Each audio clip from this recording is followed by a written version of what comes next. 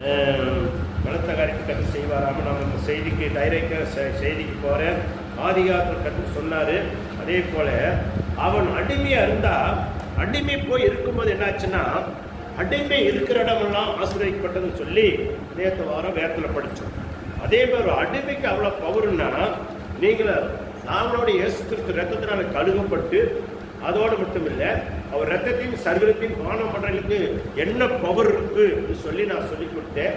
இன்னைக்கு அதை சொல்கிறேன், உங்களுக்கு இருக்கிற பவரை நீங்களும் செய்யக்கூடாது, ஏமாந்து இருக்கக்கூடாது அப்படின்னு சொல்கிறேன். ஒரு ஆணையோட பலன் என்னன்னு தெரியாதனால அந்த ஆணை என்ன செய்கிறாங்க, ஒரு சின்ன பையன் மேலே உட்காந்துட்டு ஒரு அதில் அந்த தடி ரெண்டு ஒரு செருப்படிக்கிற ஆணி மாதிரி ஒரு 2 ஆணி அடி வச்சு வச்சுருப்பேன். அதை குத்துல நறுக்கிற குத்தினால அது ஓடு மெதுவாக அடித்த மிரளு அதே மதம் முடிச்சாச்சுன்னு பாருங்க.